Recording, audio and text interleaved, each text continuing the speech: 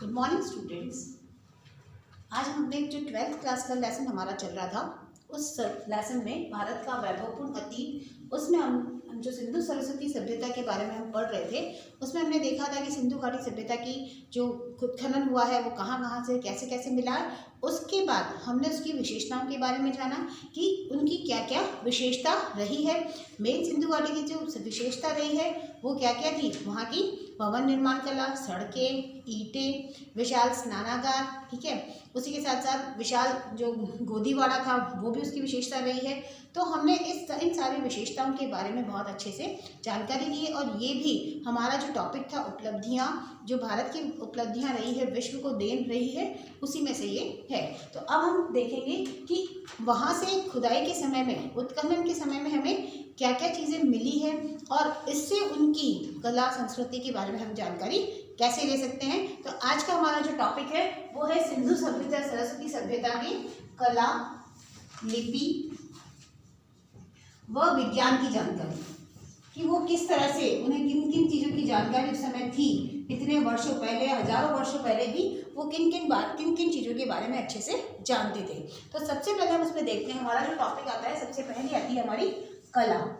उत्खनन से वहाँ पर हमें बहुत सारी चीज़ें मिली हैं और वो चीज़ें कौन कौन सी है कि वहाँ से हमें उत्खनन से पत्थर की मूर्तियाँ मिली है, पत्थर की मूर्तियाँ, ठीक है, उसके साथ साथ कांसे की मूर्तियाँ, इस तरह से अलग अलग मूर्तियाँ मिली है, मणके, पत्थर की मूर्तियाँ, मणके और कांसे की मूर्तियाँ, मृदभांड, मृदभांड मतलब जो मिट्टी के बने होते हैं उसको हम मृदभांड कहते हैं, और कांसे की मूर्ति, कांसे की मूर्ति जो नर्तकी की मूर्ति है, कांसे की एक नर्तकी की मूर्ति उन्हें वहां पर हमें खुदाई के समय मिली है। उसके साथ साथ और हमें वहां पर मोहरे या सिक्के इस तरह से भी मिले, मिट्टी की मोहरे जिन पर दोनों तरफ चित्र अंकित हुए हैं, ये चीजें हमें वहां पर मिली है, जो हमें वहां की कला के बारे में या कला के उत्कृष्ट उदाहरण आप देख सकते हैं, या उत्कृष्ट उदाहरण, नमूने आप कुछ भी कह सकते हो, तो उत्कृष्ट उदाहरण ये आपके सामने है। इसके साथ साथ आप जब इसमें देखेंगे कि जो कुबड़दार बेल होती है उनकी भी मूर्तियां वहां पर मिली है, या वो भी एक कला का प्रतीक है। कुबड़दार बेल, वो भी ऐसी मूर्ति भी वहां पर मिली है कि एक बेल है, उसपे कुबड़ निकला हुआ और ऐसा कोई चित्र उन्हें मिला है। तो कुबड़दार बैल का चित्र भी वहां की कला का एक उत्कृष्ट उदाहरण है। और इसके साथ साथ आप देखेंगे कि जो नर्तकी की कांसे की जो मूर्ति हम बता रहे हैं कि जो कांसे की नर्तकी की मूर्ति है, वो मूर्ति कांस्य मूर्ति है, वो कांसे की बनी मूर्ति, और वो कितनी 11.5 सेंटीमीटर ऊंची है, उसकी ऊंचाई है उसकी। तो नर्तकी की मूर्ति जिसकी ऊंचाई 11.5 सेंटीमीटर, इतनी ऊंची सेंटीमीटर ऊंची नर्तकी की हमें वहां पर क्या मिली है, मूर्ति मिली है, इसकी ऊंचाई है यहाँ पे। तो इस तरह से उन लोगों ने किस तरह से इतनी सुंदर सुंदर चीजें वहां पर बनाकर रखी थी। उसके साथ साथ हम देखते हैं कि जो मोहरे थी, उन मोहरों पर भी, मोहरे या मोहरे आप कुछ भी बोल सकते हो उसको, तो उन मोहरों पर भी, मोहरों पर दोनों तरफ आप देखते हो, हमारे पास भी हमारे जो सिक्के होते हैं उन सिक्कों में भी दोनों तरफ कुछ ना कुछ अंकित होता है। तो इसी तरह से सिंधु सभ्यता में भी क्या था, जो मिट्टी की बनी मोहरें थी, उन मोहरों में दोनों तरफ चित्र अंकित थे और ये ही उसकी चित्रकला के बहुत अच्छे उदाहरण हैं। तो दोनों तरफ चित्र अंकित थे, जिसमें एक तरफ था पशु का चित्र, एक तरफ क्या था, पशु का चित्र था, और दूसरी तरफ कुछ अंकित था। तो इस तरह से वहां पर जो मोहरें मिली है वो भी वहां की चित्रकला के बहुत अच्छे उदाहरण हैं। तो ये सब वहां की कला के क्या है, एक बहुत अच्छे उदाहरण के रूप में आप उन्हें देख सकते हैं। अब हम इसमें देख सकते हैं चित्रकला का भी एक अच्छा उदाहरण बता सकते हैं इसमें। फिर हम आते हैं कि लिपि पर। लिपि जो है, लिपि हम किसको कहते हैं, लिपि का मतलब होता है कि आप जो कुछ ये लिख रहे हैं, जो लिखित भाषा है, बोलने में तो हमें लिपि की आवश्यकता नहीं रहती, लिखने की आवश्यकता नहीं रहती, इसलिए हमें चल जाता है, लेकिन जो लिपि होती है उस लिपि में हमें कुछ साइंस की आवश्यकता है। साइन मतलब बोल सकते हो कुछ निशान, आड़े तिरछे कैसे भी निशान की आवश्यकता हमें रहती है, तो उसको हम कहते हैं लिपि, जिससे हम अपनी बात को आसानी से एक दूसरे तक पहुंचा सकते हैं। तो हमारा दूसरा टॉपिक आता है लिपि। अब लिपि है वो कैसी लिपि है, वो है भाव चित्रात्मक लिपि। उसको अभी तक भी पढ़ा नहीं जा सका है। ये आपके 1 नंबर का क्वेश्चन होता है कि सिंधु सभ्यता की लिपि कौन सी है, तो भाव चित्रात्मक। कैसी लिपि है ये, भाव चित्रात्मक लिपि है, जिसे आज तक भी नहीं पढ़ा जा सका है। अभी तक भी कोई भी इतिहासकार या कोई भी इस लिपि को नहीं पढ़ पाया है कि उस समय की जो इतने सारे लेख मिले हैं, कहते हैं कि इसमें 2500 लेख मिले हैं। कितने लेख मिले हैं इसके, 2500 मोहरों पर लेख मिले हैं, मोहरों पर लेख मिले हैं, और लेकिन आज दिन तक उसे पढ़ा नहीं जा सका है। अभी भी इसकी लिपि का हमें कोई जानकारी नहीं है कि वो अपनी बात को किस तरह से वो बताते थे। तो 2500 मोहरों पर इसके लेख उपलब्ध हैं। एक लेख सबसे लंबा है, जिसको आप कह सकते हैं 17 अक्षरों का, ठीक है, 17 अक्षर का एक लेख है जो हमें मिला है धोलावीरा से, ठीक है। 17 अक्षरों का एक सबसे लंबा लेख है, लंबा व बड़ा लेख है, सबसे लंबा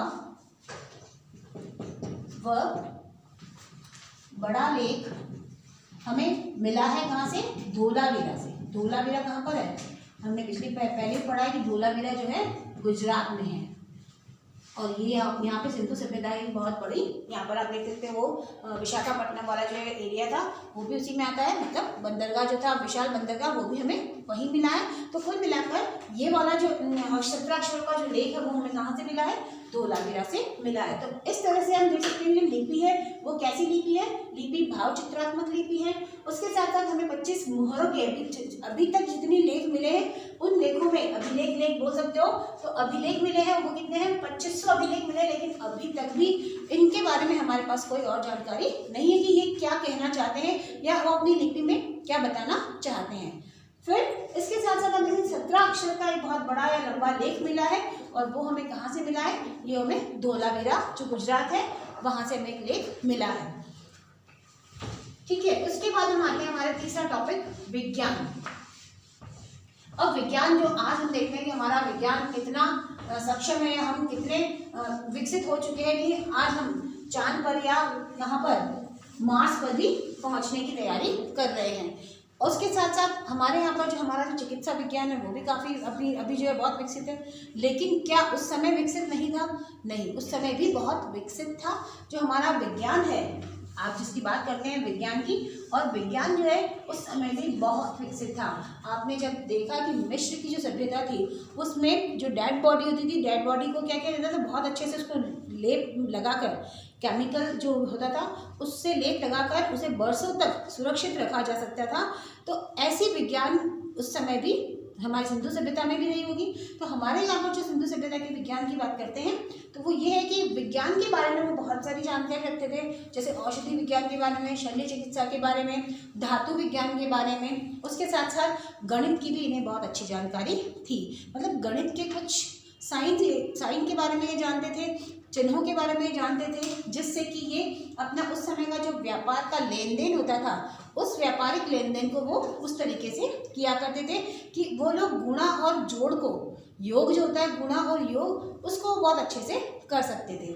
जैसे आप देख सकते हैं जो गणित की जो इनके पास चिन्ह होते थे तो वो चिन्ह कौन कौन से होते थे, जैसे इस तरह से क्रॉस का चिन्ह मान सकते थे, वो इस तरह का था, ठीक है, एक चिन्ह ऐसा था। तो गुणा और योग इसके बारे में वो अच्छे से जानते थे। उनके जो इस तरह के चिन्ह थे, ये चिन्ह उनके गणित के संख्याओं के लिए प्रतीक चिन्ह थे कि ये गणित की जो संख्याएं थी इसके लिए इनके प्रतीक चिन्ह के रूप में इन्हें माना जाता था। तो गणित की इन्हें बहुत अच्छे से जानकारी थी। तो ये क्या थे, गणित की संख्याओं के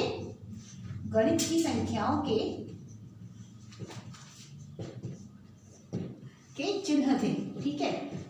और इनसे ये क्या कर सकते थे, या तो ये गुणा करते थे, गुणा व योग, योग मतलब जोड़, तो गुणा व योग के बारे में ये बहुत अच्छे से जानते थे या जोड़ के बारे में अच्छे से जानते थे। और इसलिए इनकी जो अंक गणितीय प्रक्रिया थी बहुत अच्छी थी। अंक गणित आप सब पढ़ते आए हो, अंक गणित शुरू से, तो अंक गणित की प्रक्रिया सिंधु सभ्यता के समय में भी बहुत सक्षम थी या बहुत सुदृढ़ थी। फिर हम देखते हैं कि जो उस समय की जो शल्य चिकित्सा के जो प्रमाण मिले हैं वो भी हमें मिले हैं, और वो कहाँ से मिले हैं, चिकित्सा विज्ञान मान सकते हो या औषधि विज्ञान बोल सकते हो आप उसको, औषधि विज्ञान। ठीक है, अब औषधि, ये तो आपका गणित की जानकारी हुई। अब हम देखते हैं औषधि विज्ञान की जानकारी हम कैसे ले सकते हैं। तो कैसे मिली है कि वहां पर हमें किसके साक्ष्य मिले हैं, एक खोपड़ी मिली है। ठीक है, एक बालक की खोपड़ी मिली है। उस बालक की खोपड़ी में कितने छेद थे, उसमें 6 छेद थे। और उन 6 छेद में से उसमें जो छेद थे, उन 6 छेद, वही 6 छेद क्या हुए, भरे हुए छेद थे। भरे हुए छेद का मतलब किसी शल्य चिकित्सा के द्वारा या किसी औषधि के द्वारा उन छेदों को क्या किया गया, भरा गया था। तो वो शल्य चिकित्सा भी जानते थे और औषधि विज्ञान का भी उन्हें ज्ञान था। तो वो छेद, जो भरे हुए छेद थे वो भरे हुए थे। और इस वजह से हम जान सकते हैं कि शायद वो शल्य चिकित्सा के बारे में भी अच्छे से जानकारी रखते होंगे। इस तरह से हमने देखा कि जो औषधि विज्ञान है उसकी जानकारी, जैसे हम आज सोचते हैं कि आज हम बहुत सक्षम है औषधि विज्ञान में, जो हमारा इंडिया या भारत का जो नाम आता है कि आयुर्वेद में भारत का नाम है, तो वो किस वजह से है, वो हमारी सिंधु सभ्यता की ही देन है कि आज हम औषधियों के बारे में इतनी अच्छी तरीके से जानते हैं। ठीक है, अब ये औषधि विज्ञान के अवशेष मिले कहाँ हैं उत्खनन में, ये मिले हैं आपको कालीबंगा व लोथल।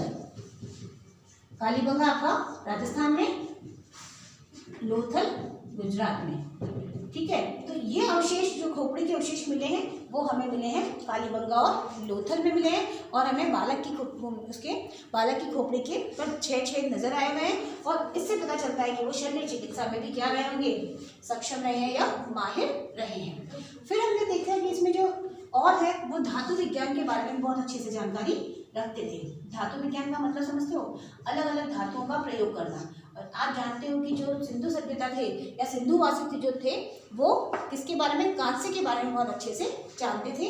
या कांसे की उन्हें बहुत कांसे जो धातु होता है वो, जैसे सोना चांदी ये सब भी क्या है, आपकी धातु है। तो इसी तरह से तांबा कांसा ये सब भी क्या है, धातु है। तो उस समय उन्हें किसकी जानकारी थी, कांसे की जानकारी थी। तो और कांसे की जानकारी से उन्होंने क्या बनाई थी, वो हमने देखा था कि जो नर्तकी की मूर्ति थी वो कांसे की थी और 11.5 सेंटीमीटर लंबी मूर्ति थी, है ना। तो इस तरह की जो मूर्ति थी, तो कांसे की जानकारी के लिए धातु विज्ञान को वो अच्छे से जानते थे। और किस तरह से उसको धातु की क्या करनी होती थी, ढलाई। धातु को ढलाई का मतलब होता है उसको पिघलना और फिर उससे उपकरण बनाना। आज आप देखते हो सोना जो होता है, चांदी जो होता है, उसको क्या किया जाता है, उसको भी थोड़ा सा मेल्ट पूरा लिक्विड करके उसके बाद उससे आइटम बनाए जाते हैं या ऑर्नामेंट बनाए जाते हैं। तो जो धातु विज्ञान था, कांसे से बनाया जाता था। जो कांसे को क्या किया जाता था, पहले उसको ढलाई की जाती थी और उससे फिर अलग अलग उपकरण बनाए जाते थे। तो इस तरह से वो वहाँ पर उनको किसकी जानकारी थी, धातु विज्ञान की भी उन्हें बहुत अच्छे से जानकारी रही थी। फिर हमने वहाँ पर अलग अलग जो उनकी मृदभांड है, मृदभांड का मतलब जो मिट्टी के बर्तन हैं, हम मिट्टी की कला के बारे में देखते हैं कि जो मिट्टी के बर्तन हैं, उन बर्तनों की जो मिले हैं हमें कहाँ पर, हमारे यहाँ पे जैसे कालीबंगा है, वहाँ पर भी हमें मिट्टी के बर्तन मिले हैं, मिट्टी के पात्र मिले हैं, अलग अलग पात्रों की जानकारी उसमें मिली है हमें। तो वो हम देख सकते हैं कि वो कैसे बनाते हैं। हमें ये तो पता है कि ईंटों का उन्हें बहुत अच्छे से ज्ञान था और ईंटों को वो पकाकर यूज करते थे, मकान बनाने में, उसको सड़क बनाने में, नालियाँ बनाने में, सब चीज़ें बनाने में उन्होंने पक्की ईंटों का प्रयोग किया है। तो पकाना वो बहुत अच्छे से जानते थे। तो और एक कला में उदाहरण में हम देख सकते हैं मिट्टी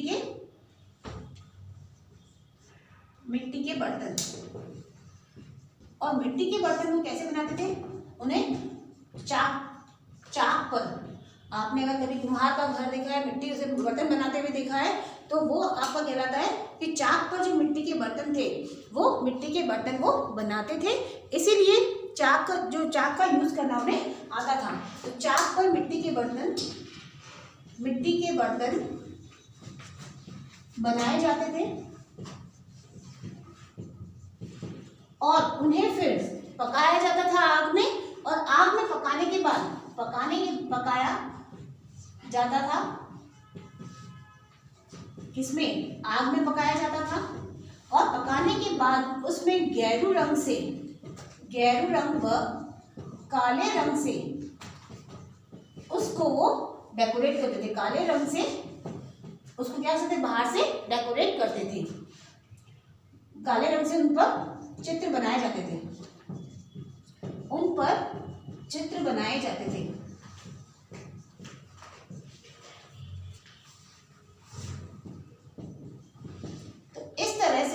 हमें वहाँ की जानकारी, सिंधु सभ्यता की कला, हमारे वहाँ की लिपि और उनकी जानकारी मिलती है। और वहाँ पर हमने देखा कि 2.1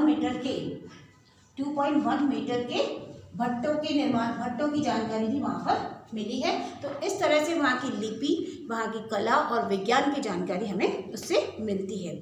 तो आज का हमारा टॉपिक हम यहीं तक एंड करते हैं। Thank you.